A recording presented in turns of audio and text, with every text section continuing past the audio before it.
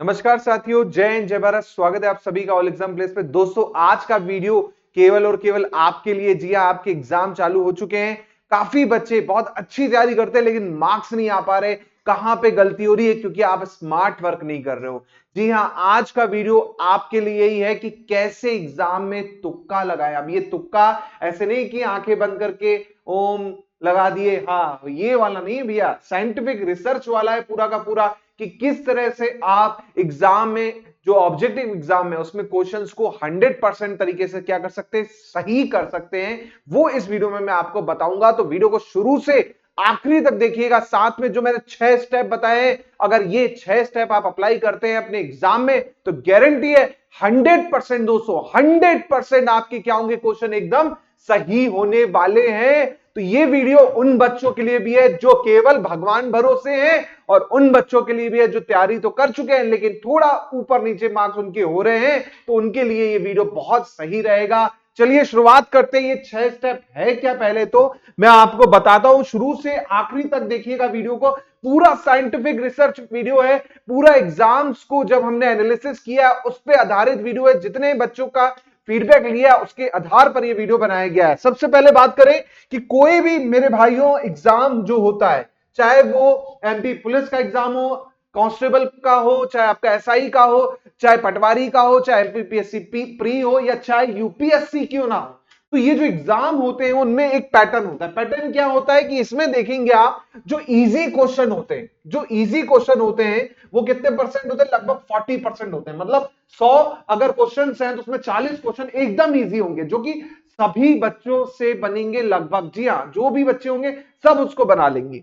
उसके बाद जो मीडियम क्वेश्चन होते हैं ये 40% होते हैं, मतलब 40 इजी और 40 मीडियम होते हैं। तो ये भी लगभग लगभग सभी बच्चे बना लेते हैं। सिलेक्शन की बात आती है कहां पर, ये हार्ड क्वेश्चंस। सिलेक्शन की बात आती है हार्ड क्वेश्चंस में। लेकिन अगर यूपीएससी की बात करूं, अगर आप यही बना लेते तो आपका प्री निकल जाता है। एमपीपीएससी की बात करूं, अगर आप यही बना लेंगे प्री निकल जाएगा, आपको हार्ड की जरूरत नहीं पड़ेगी। लेकिन हमारा एमपी पुलिस कांस्टेबल का एग्जाम है, वहां पर आपको हार्ड भी बनाने पड़ेंगे, तभी आपके 80 पार होंगे।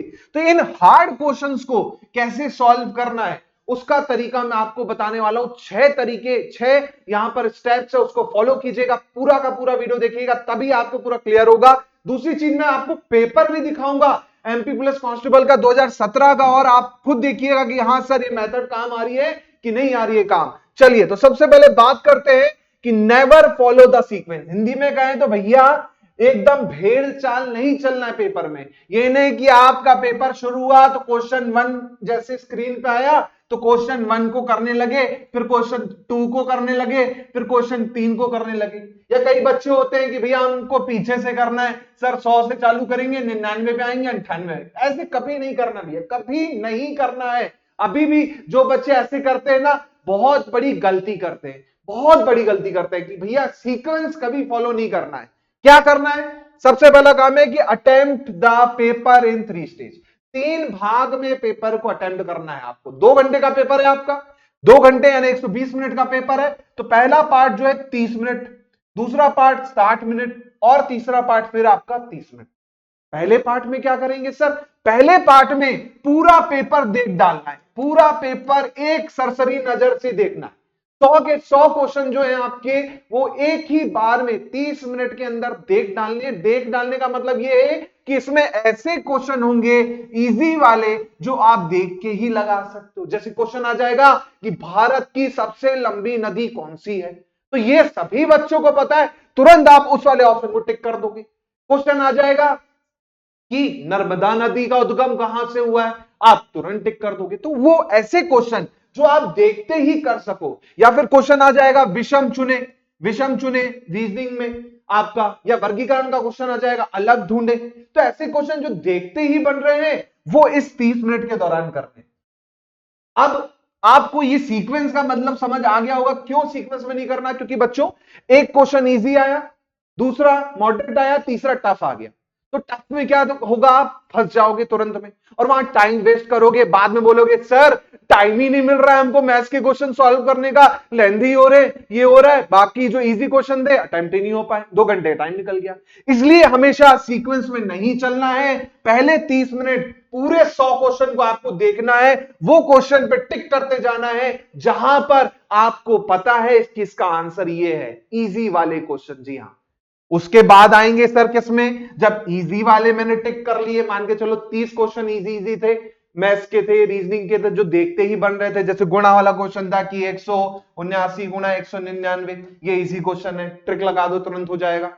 वैदिक मैथ आती है, आ जाएगा। जैसे क्वेश्चन आ गया 4096, जैसे आपका क्वेश्चन आ गया 4096 का स्क्वायर रूट प्लस 40.96 का स्क्वायर रूट, इस तरह का क्वेश्चन आ गया। तो ये क्वेश्चन ऐसे है कि अगर आपको स्क्वायर रूट पता है 4096 किसका होता है, तुरंत आप इसको आंखों देखे ही सॉल्व करके आंसर दे देंगे। तो ऐसे क्वेश्चन पहले स्टेप में करने। फिर आती है बारी सर दूसरा स्टेप। दूसरे स्टेप में मैंने यहां पे 60 मिनट दिए, इसमें वो क्वेश्चन करने जिसमें आपको थोड़ा टाइम लग रहा है, इसमें वो क्वेश्चन करने जिसमें आपको लगता है कि मुझे बनेगा। मैथ के जैसे प्रॉफिट लॉस के क्वेश्चन हो गए, SICI के क्वेश्चन हो गए, टाइम इन वर्क के क्वेश्चन हो गए, जहां पे मुझे लग रहा है टाइम लगेगा, तो वो यहां पर आपको करने। और आखिरी का 30 मिनट सर क्या, आखिरी के 30 मिनट में वो क्वेश्चन जो आपको बन ही नहीं रहे थे, बिल्कुल टफ है, बहुत ज्यादा टाइम लग रहा है। फॉर एग्जांपल बैंकिंग एग्जाम की आप तैयारी कर रहे हैं तो उसमें पजल्स होते हैं, है ना, पजल्स होते हैं, सिटिंग अरेंजमेंट होते हैं, तो ये थोड़े टफ क्वेश्चन है। मैं इसमें अगर मैं बात करूं तो डाटा इंटरप्रिटेशन के कैलकुलेशन वाले, लेंथी कैलकुलेशन वाले क्वेश्चंस हो गए, सिंप्लीफिकेशन के टफ क्वेश्चन हो गए जहां पर बहुत बड़ा गुणा भाग हो रहा है, तो वो हमेशा कहां करने, लास्ट में करने। और वो क्वेश्चन जिनका जीएस वाले क्वेश्चन जिसमें आपको पता नहीं है कि इसका आंसर क्या होने वाला है, या बिल्कुल नहीं पता है कि भाई इसका आंसर होगा क्या, तो वो सबसे लास्ट में करने हैं। तो ये 3 स्टेप अगर फॉलो करते हो शुरू के 30 मिनट, 60 मिनट, 30 मिनट का, तो 100% कह रहा हूं बहुत अच्छे मार्क्स आएंगे। और ये वीडियो अगर आप देख रहे हो और एग्जाम में आपने यही किया है तो कमेंट करके जरूर बताना, फोन करके बताना मुझे, मेरा नंबर है, इस पर आप फोन करके भी बता सकते हो कि सर आपकी मेथड काम आई नहीं आई, तो आप मुझे इस फोन पे बताना, नंबर पे कॉल करके जरूर बताना। काम आ रही है तब भी बताना, नहीं आ रही तब भी बताना, मुझे पता चलना चाहिए कितने बच्चों के मेथड काफी हेल्पफुल लगी। इसके बाद तीसरा स्टेप है एलिमिनेट ऑप्शन।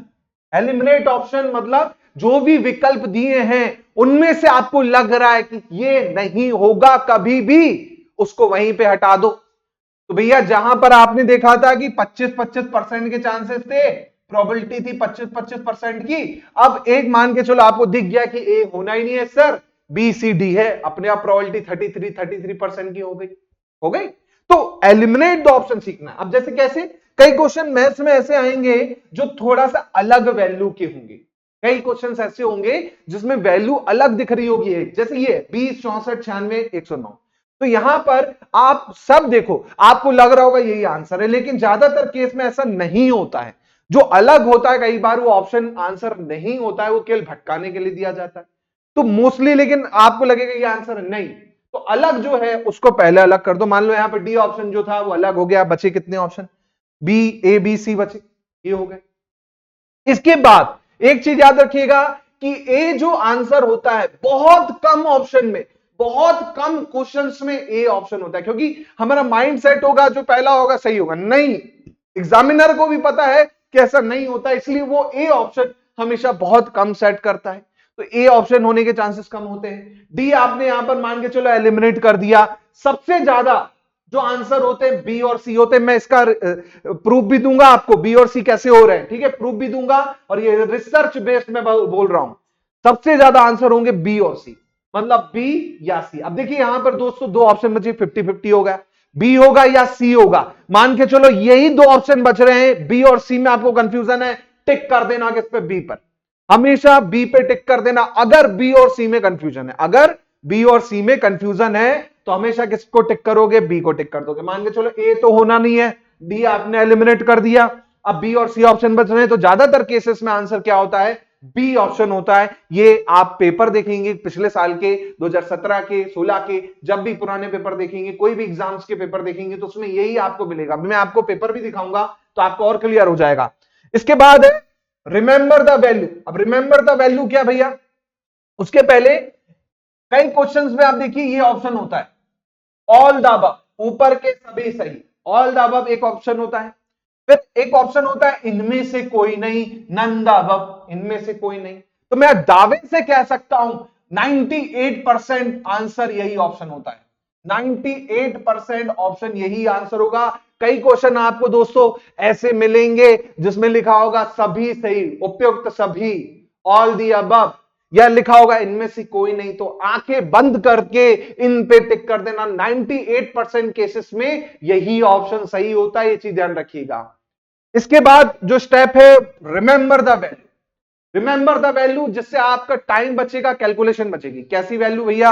एक तो आपका वर्ग, घन, जैसे अभी क्वेश्चन मैंने दे दिया 40 96 का रूट वाला, वैल्यू पता है तुरंत कर पाओगे। क्यूब रूट, घनमूल, वर्गमूल, इनकी वैल्यू पता हो, गुणा आता हो। दूसरा वैदिक मैथ बच्चों अच्छे से आती है ना आपको, तो कोई भी क्वेश्चन चुटकी बजाते होता है। जैसे कई क्वेश्चन आपने देखा होगा 199 इंटू 99, अब इसकी मेथड होती है ना। तो कई ऐसे क्वेश्चंस होंगे जो आप देख के कर सकते हो। जैसे कहीं पे लिखा होगा 45 का स्क्वायर इंटू 55 का स्क्वायर, कहीं पर बच्चों फॉर्मूला लग रहा होगा, कहीं पर फॉर्मूला लग रहा होगा A square minus B square, direct लगा दिया A plus B into A minus B, है ना। तो ये ऐसी चीजें हैं जो मैथ में ज्यादा अप्लीकेबल होती है। रिमेंबर द वैल्यू, रूट 2 का वैल्यू आपको पता होना चाहिए। कई जगह रूट 2 आ जाएगा डायरेक्ट, अब वैल्यू ही नहीं पता है क्या होगा, आप छोड़ देंगे उस क्वेश्चन को, है ना। पाई की वैल्यू आपको याद होनी चाहिए, पाई की वैल्यू क्या होती है, 22/7 होती है, वो नहीं पता है, क्वेश्चन छूट जाएगा। तो ये आपको याद रखनी, छोटी छोटी चीजें, अगर ये याद रहेंगी तो आप बहुत आसानी से कर पाएंगे। ठीक है। इसके बाद लास्ट स्टेप है बच्चों, स्टडी स्मार्ट। स्टडी स्मार्ट में मतलब ये है कि आपको स्मार्ट तरीके से स्टडी करनी है। किस प्रकार से? ज्यादा से ज्यादा, ज्यादा से ज्यादा प्रैक्टिस करनी है, ज्यादा से ज्यादा प्रैक्टिस करनी है। जितना प्रैक्टिस करेंगे 101% आपके उतने आंसर सही होंगे। क्योंकि मेरे प्यारे बच्चों, जो क्वेश्चन आप पहले कर चुके होंगे, किसमें? प्रैक्टिस में, वो क्वेश्चन अगर एग्जाम में आता है या उससे मिलता जुलता भी आता है, तो मैं गारंटी दूंगा 101% की वो क्वेश्चन आपका हमेशा सही होता है, हमेशा सही होगा। लेकिन वो क्वेश्चन जो आपने कभी नहीं किया प्रैक्टिस में और वो एग्जाम में आ गया, 100% कहूंगा मैं कि वो आप बहुत कम ही चांसेस होंगे कि उसको सही कर पाए, वो गलत ही होने वाला है। तो भैया प्रैक्टिस के लिए क्या करेंगे? प्रीवियस ईयर पेपर, पिछले वर्ष के जितने पेपर हैं वो बनाइए, बहुत अच्छे तरीके से रगड़िए। आपको कोई भी क्वेश्चन आएगा, जैसे प्रॉफिट लॉस का एक बहुत फेमस क्वेश्चन है, प्रॉफिट एंड लॉस का एक फेमस क्वेश्चन है कि 10 रुपए में 11 पेंसिल बेचता है, 11 रुपए में 10 पेंसिल खरीदता है, या उल्टा, बोल देगा प्रतिशत लाभ या हानि क्या होगी। तो ये बहुत फेमस क्वेश्चन है। अगर ये वाली की मेथड आपको पता है तो आप देख के बता सकते हैं आंसर, बहुत ही इजी क्वेश्चन है। लेकिन अगर ये वाला क्वेश्चन आपने पढ़ा ही नहीं है तो आप कुछ नहीं कर सकते। या फिर रीजनिंग में मेरे प्यारे बच्चों, एबीसीडी वाला क्वेश्चन जो आता है, एबीसीडी की सीरीज वाला क्वेश्चन जो आता है, अब ये जिन बच्चों ने मेथड पढ़ी है इसको सॉल्व करने की, कि एक सीक्वेंस होता है, रिपीटेशन वाला होता है, वो होता है, तो आप उसको आसानी से कर पाएंगे। लेकिन आपने पहली बार इस क्वेश्चन को देख रहे हैं तो आप नहीं कर पाएंगे। तो मेरा मेन मोटो है कि जितना प्रैक्टिस करेंगे उतने ज्यादा चांसेस होंगे सिलेक्शन के। तो ये 6 स्टेप में एक बार फिर रिपीट करूंगा, उसके बाद मैं पेपर दिखाऊंगा कि कैसे बी और सी ऑप्शन ज्यादातर क्वेश्चंस में होते हैं आंसर, वो भी देखेंगे। फिर से एक बार रिपीट करूंगा, पहला है कि नेवर फॉलो द सीक्वेंस, कभी सीक्वेंस में नहीं चलना है। जो क्वेश्चन आपको सीक्वेंस में लेके जाओगे हमेशा फंसोगे, टाइम आपको कम पड़ जाएगा आखिरी तक एग्जाम में, सीक्वेंस नहीं फॉलो करेंगे। दूसरा ऑप्शन, सभी क्वेश्चंस को जो करोगे पेपर को 3 स्टेज में बांट दोगे। पहला काम होगा कि सभी क्वेश्चन को देखना सरसरी निगाहों से, शुरू के 30 मिनट में जल्दी से, और जो इजी वाले क्वेश्चन है उनको तुरंत टिक करते जाना। जैसे जीएस पे बेस्ड क्वेश्चन होते हैं, लंबाई कितनी है गंगा की, नर्मदा की लंबाई कितनी है, ये मंदिर कहां पर है ना, ये किला कहां पर है, इसका उद्गम कहां पर है ना। साइंस में क्वेश्चन हो गया, इससे इसकी कमी से कौन सा रोग होता है ना। इस तरह के क्वेश्चन जो होंगे, रीजनिंग के क्वेश्चन होंगे, विषम पहचानो, है ना। ये डाइस वाला क्वेश्चन होगा कि एक के पीछे क्या आएगा, है ना। मानक पासा है तो भैया आप डायरेक्ट लिख दोगे, तो वो चीज इसमें करनी है। फिर आएगा 60 मिनट वाला पार्ट, जहां पर कैलकुलेशन करनी होगी, जैसे सिंप्लीफिकेशन के क्वेश्चन हो गए, है ना। मैथ्स में जो भी प्रॉब्लम्स है जहां पर आपको कैलकुलेशन होगी वो यहां होंगे। थर्ड में वो क्वेश्चन जो बहुत ज्यादा टाइम लेंगे, आपको लगेगा कि यार इसका बहुत लंबा कैलकुलेशन होगा, जैसे टाइम इन वर्क में क्वेश्चंस होते हैं कई, है ना, जो लंबा कैलकुलेशन लेते हैं। या फिर आपका डाटा इंटरप्रिटेशन हो गया, या फिर आपका पजल हो गया, या आपका सिटिंग अरेंजमेंट हो गया। साथ में वो क्वेश्चन जो आपको आते ही नहीं है, वो क्वेश्चन जो आपको आते नहीं है वो यहां पर सॉल्व करना है। उसके बाद का स्टेप है एलिमिनेट ऑप्शन, ऑप्शन एलिमिनेट करना है। जैसे क्वेश्चन आ जाएगा कि नर्मदा, नर्मदा किसके किनारे नहीं है, या इनमें से कौन सा शहर नर्मदा के किनारे नहीं है, तो आपको पता है कि नर्मदा के किनारे कौन कौन बसा है, तो आप बोल देंगे सर जबलपुर है ना, तो जबलपुर है तो जबलपुर ऑप्शन से कट गया, है ना। तो जो नहीं होंगे दो ऑप्शन वो अपने आप एलिमिनेट कर सकते हो। उसके बाद मेरे प्यारे बच्चों ए ऑप्शन बहुत कम होता है। एक चीज ये भी बता दो, अगर आपका क्वेश्चन बहुत कठिन है, अगर आपका क्वेश्चन बहुत कठिन लग रहा है कि बहुत टफ क्वेश्चन है, उस केस में ए ऑप्शन कई बार हो जाता है ऑप्शन, उस केस में ए ऑप्शन कई बार दे देता है एग्जामिनर, क्योंकि बच्चों को पता है कि ये नहीं कर पाएंगे, इसलिए ए ऑप्शन टिक कर देता है। लेकिन ज्यादातर केसेस में आप देखेंगे बी और सी होता है, बी और सी में अगर फंस रहे हो हमेशा टिक करना बी को। दूसरी चीज, ऑप्शन अगर दे रखे ऊपर के सभी सही, ऑल द अबव ट्रू, नहीं या फिर इनमें से कोई नहीं, तो इनको टिक करना है हमेशा। 98% चांसेस यही आंसर होते हैं। उसके बाद हमेशा वैल्यू को याद रखना है। अब मैं बात करता हूं दोस्तों यहां पर पेपर की, 2017 का मैंने पेपर उठाया है तो आपको खुद क्लियर होगा। देखिए यहां पे पेपर है ना। अब आप यहां पर ऑप्शन देखिएगा, आंसर देखिएगा, खुद देखिएगा बी सी ऑप्शन कितनी बार यहां पर आपको देखने को मिलेगा। ठीक है, मैं शुरू से स्टार्ट करता हूं नंबर 1 से, है ना। जैसे एक क्वेश्चन है ब्लड रिलेशन का, इसमें देखिए आंसर क्या दे रखा है, इसमें ए ऑप्शन दे रखा है इसका आंसर। ठीक है, इसके बाद सेकंड क्वेश्चन है यहां पर ह्यूमन राइट्स सेलिब्रेट कब मनाया जाता है, 10 दिसंबर मनाया जाता है। सी ऑप्शन देखिए यहां पर है, कौन सा ऑप्शन है, देखिए सी ऑप्शन है। ठीक है, तीसरा क्वेश्चन है विदिशा किस नदी के तट पर है, तो जाहिर सी बात है बेतवा आ गया ऑप्शन, यहां पर आंसर बेतवा है, डी ऑप्शन है, ए ऑप्शन नहीं है यहां पर। देखिए इसी प्रकार यहां पर देखिए, और अकॉर्डिंग टू हिस्ट्री, इतिहास के अनुसार ग्वालियर की स्थापना किसने की, ए नहीं है, देखिए कौन सा ऑप्शन है, डी ऑप्शन है। इसके बाद देखिए यहां पर कोडिंग डिकोडिंग का क्वेश्चन है, यहां पर कोडिंग डिकोडिंग का क्वेश्चन है। इसमें आप देख लीजिए इसमें क्या देख रखा है, क्वेश्चन थोड़ा सा टफ होगा, तो यहां पर देखिए ए आंसर इसका दे रखा है। इसके बाद देखिए यहां पर छठा क्वेश्चन है नरेंद्र मोदी जी की किताब पर है, तरुण विजय इसका आंसर है, कौन सा ऑप्शन है, देखिए बी ऑप्शन है। इसके बाद क्वेश्चन है हिंदुस्तान एरोनॉटिक्स लिमिटेड, कौन सा आंसर है, बी ऑप्शन है, बेंगलुरु। देखिए यहां पर इसके बाद देखिए total number of union territory. अब देखिए ये कैसा क्वेश्चन है, अलग वाला है। देखिए 10 11 10 12 सब अलग है, कौन यहां पर है, वो है आंसर क्या हो गया, देखिए इस केस में 7 आंसर हो गया, है ना। इसके बाद देखिए यहां पर भारतीय रिजर्व बैंक की स्थापना कब हुई, है ना, 1935 में हुई, कौन सा ऑप्शन है, डी ऑप्शन है। फिर क्वेश्चन है कि केंद्र सरकार के वित्त आर्थिक सलाहकार कौन है, देखिए क्या आंसर दे रखा है, बी ऑप्शन दे रखा है ना। इसके बाद देखिए यहां पर 2014 के साहित्य अकादमी पुरस्कार में प्रभुनाथ, सी ऑप्शन दे रखा है, देखिए यहां पर। इसके बाद देखिए यहां पर बुंदेला राजपूत, बी ऑप्शन दे रखा है आंसर। इसके बाद देखिए विंध्याचल श्रेणी पे डी ऑप्शन, देखिए ए ऑप्शन बहुत कम मिल रहे हैं आपको। भारतीय सेना के प्रमुख कौन, जनरल विपिन रावत, आपका कौन सा ऑप्शन, सी ऑप्शन, देखिए सी ऑप्शन। इसके बाद देखिए विषम संख्या कौन है, विषम कौन है यहां पर, देखिए ऊंट एवं दहाड़ना, सी ऑप्शन। तो आपने यहां पर देख लिया कि ज्यादातर क्वेश्चंस के यहां पे आंसर क्या है, बी और सी है, ए कभी नहीं हो रहा है। ए हो भी रहा है तो बहुत रेयर केस में। आपने देखिए अभी तक आपने 15 क्वेश्चन देखे जिसमें 2 क्वेश्चन ऐसे होंगे जिसमें ए ऑप्शन रहा होगा, बाकी सब में ज्यादातर में बी और सी या डी, बी और सी या डी। तो समझ में आ ही गया होगा कि किस तरह से हमको एग्जाम में ऑप्शन को चूज करना है। और अगर आपको 100% ही तुक्के लगाने हैं तो भैया ए को कम लगाइएगा, बी 100% लगाइएगा। तो ये था वीडियो जिसमें मैंने आपको बताया कि एग्जाम में किस तरह से क्वेश्चंस को सॉल्व करना है और किस तरह से पूरा साइंटिफिक रिसर्च के साथ पेपर दिखा के मैंने आपको बताया कि किस तरह से करते हैं। तो ये वीडियो शेयर कीजिएगा ताकि जो साथी बेचारे पढ़ने में कमजोर हैं या जिन्होंने भगवान भरोसे ही छोड़ दिया एग्जाम, तो उनके लिए वीडियो है, क्योंकि ये वीडियो साइंटिफिक रिसर्च पे आधारित है, एनालिसिस पे आधारित है। ये नहीं कि तुक्के पे आधारित है, तुक्के का वीडियो है लेकिन किस पे आधारित है, साइंटिफिक रिसर्च पे आधारित है। तो वीडियो अच्छा लगे तो लाइक दबाइएगा, नए चैनल पे तो भैया नीचे सब्सक्राइब का लाल बटन दिख रहा है, बेल आइकन भी क्लिक कर लीजिएगा, शेयर कीजिएगा। और कोई डाउट है आपके मन में, एग्जाम हो चुका है, मेरी मेथड से आपने एग्जाम दिया है, तो इस नंबर पे कॉल करके दोस्तों बताइएगा जरूर कि किस तरह रहा आपका एग्जाम और ये मेथड एप्लीकेबल हुई कि नहीं हुई। टेस्ट सीरीज में भी लगा के देख लेना, वहां पे भी ये काम आएगी। तो ये चीजें आप करके जरूर देखिएगा, अपना फीडबैक यहाँ पे